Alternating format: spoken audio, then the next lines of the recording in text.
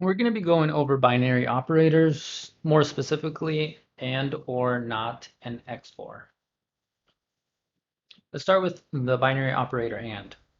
You've seen this double ampersand operator before, and you've used that as and, but in this case, we're using the binary operator, not the Boolean operator. So this is not what we're going to look for, and remember, we only have to use 1 ampersand for binaries, not 2. Let's look at what this operator does. If you take two sequences, one sequence of zeros and ones and another sequence of zeros and ones, and then you AND them against each other, then we're going to look at each value, place value for that sequence. So we're going to start with the lowest place value, which is all the way to the right, and then we're going to move towards the left to the highest place value. And for each place value spot, we're going to figure out if the first sequence and the second sequence both have a 1 in that place value. If they do, then the result of the AND operation is going to be a new sequence that has a 1 on that place value slot. Then we go to the next place value slot. The first sequence has a 1, but the second sequence does not have a 1. So then the result would be 0. If we go to the next place value spot, you'll notice that both sequences have a 1 in this spot, so the result will be a 1. If we go to the next one, and so on, only the value slots that have the first sequence and the second sequence as 1 will result in that value spot in the new sequence to have a 1 in that slot. What happens when we use FF? FF is a number which in binary is 1, 1, 1, 1, 1, 1, 1. Whenever we AND some sequence to FF, we are always going to get the second sequence, the non-FF sequence. This is useful when you're trying to create patterns.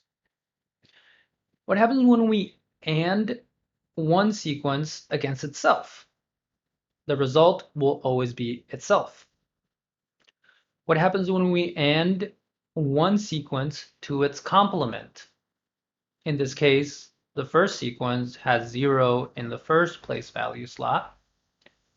Its complement will have the opposite of that. So if it has a 0 in a spot, it's going to have a 1. And if it has a 1, then it's going to have a 0. So what happens when you AND complementary sequences? You're going to end up with 0. What happens if you AND some sequence and 0? Well, you'll always end up with 0. What happens if you AND two random sequences? You'll just have to find out in which spots both of them have 1, and then on that place value slot, the resulting sequence will have 1. So you get some random number.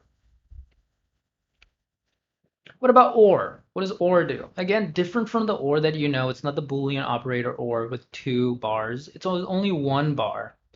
We're going to look at the place value slot in both sequences. So OR, just like AND, operates on 2 sequences. And if one or the other one has a 1 on it, then the resulting sequence has a 1 on that place value spot. What if both of them have 1 on that spot? Well, it's still true. One or the other does have 1. So if either one has it or both have them, then the result is a 1. If we look at the next one, one of these has it, so the result is a 1. One of these does have it, so the result is a 1, and so on. So what happens in this case when we OR some sequence against FF? We'll get FF. What happens if we OR some sequence with itself? We'll get itself. What happens if we OR complementary sequences? We'll get FF. What happens if we OR some sequence to 0? We'll get some sequence, the same sequence that we ORed, not the 0, but the other one. What happens if you do 2 random sequences? Well, you get a random sequence in return if you OR them together. Let's move on to exclusive or XOR. If we look at the sequence all the way to on this slot, if we look at its place value all the way to the right, it's with one or the other are 1. It's not both. If it's both, then you end up with 0 in this case. Much different than or in this sense. Only one of them can be a 1. If both of them are a 1, then it's not exclusively or. So in this case, if we continue going, we'll notice that, there you go, that would be the answer. Only the spots where only one is or end up being correct. What happens if we exclusive or one sequence against itself? Then we end up getting zeros. If you go back, what happens if you exclusive or a sequence with FF? Then you end up getting the complement of the non-FF sequence. So in this case, FF is the first sequence. We're XORing it against some other sequence. We get the second sequence's complement. So you see that the zeros and ones sort of flip. What about XORing complementary sequences? We'll end up with FF. XORing some sequence with zeros, well, you get the same sequence back. XORing some random sequence to some other random sequence, you get some random sequence. Doesn't really help out a lot. Finally, we have not. What does not do for us? Not flips each bit to its complement. So if we have this sequence, which is the top one in this case, 1 0 0 1 0 1 0 1, and we not it, we flip each bit and we get a resulting sequence, which is what you see under the line. So that would be 0 1 1 0 1 0 1 0. So what does not do? Well, it operates on one sequence only. It doesn't operate on two. And again, it flips each bit. What happens if we not FF? Well, we end up with 0. What happens if we not 0? We end up with the FF. Let's take a look at a couple of slightly more interesting things. What happens if we XOR the same sequence first and then we not its result? We end up with FF. So we can combine binary operations one after another, and we're able to get some patterns. What happens if we use 0, 0 against some sequence, we XOR it, and then we not that spot, or that result, sorry. Then we end up getting the complementary sequence of the non-zero.